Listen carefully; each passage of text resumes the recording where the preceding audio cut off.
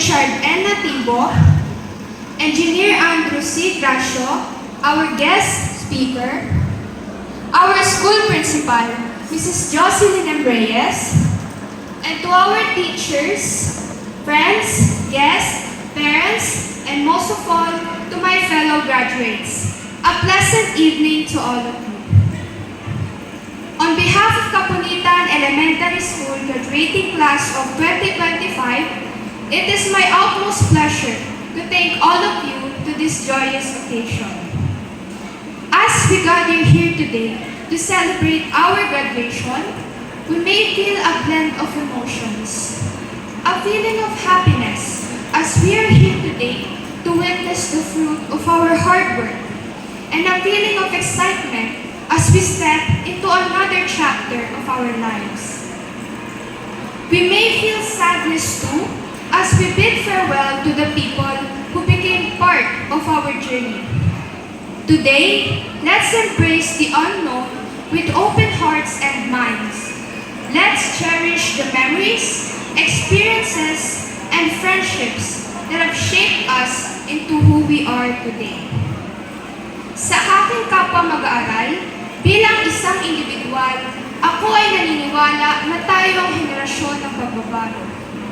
Tayo ang henerasyon na magpapatuloy sa laban sa isang bansang hindi lamang malaya sa panlabas na puwersa, kundi malaya rin sa kahirapan, katiwalian, at pagkakawatang-wata. Ngunit, paano nga ba natin ito magagawa? Ang ating pagkakaisa, ang pundasyon ng ating lipunan na siyang magiging susi sa pagbuo ng mas maunlad, mas matatag, at mas makatarungang bagong Pilipinas. Ang tunay na pagkakaisa ay hindi lamang tungkol sa pagiging magkakasama sa iisang lugar o pagkakaroon ng isang adhikain.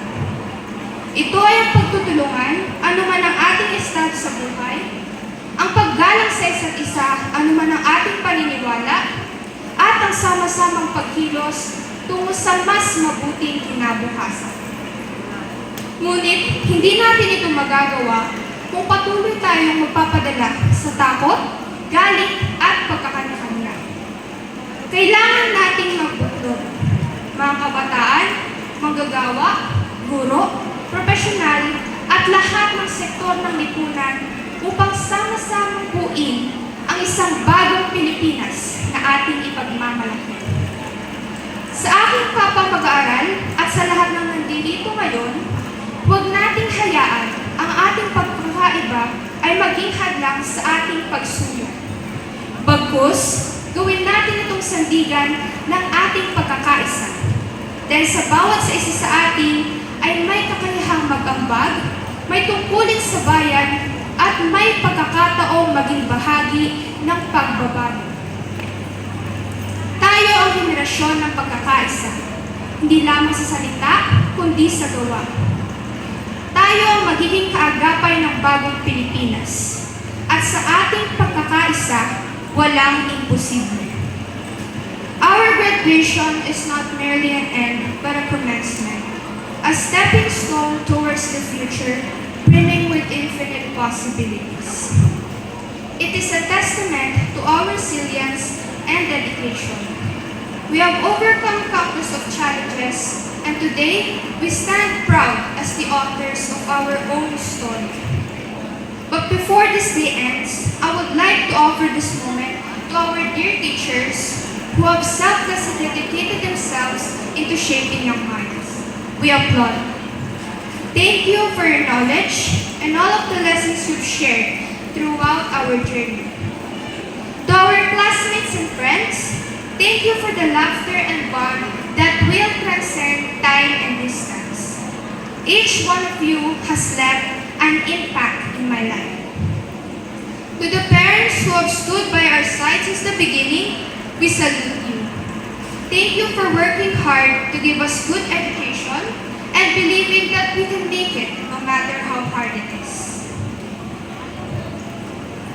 To my family, there are no words to express how fortunate I feel to have you as my parents, my pillars of strength, and my unwavering supporters. To Throughout my journey, you have been my guiding light, constantly reminding me of my worth and potential.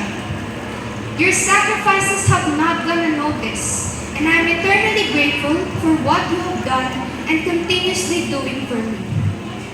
And most of all, to our Lord God, who is the author of our life. Thank you for all the blessings and for giving us this most awaited day. As we look into the future, let us embrace the uncertainties and possibilities that lie ahead. May we carry forward the lessons learned, remain steadfast in our values, and strive to make a positive impact in the world. Congratulations, class of 2025! Here's the new beginning and endless possibilities that await us. Thank you. Wow.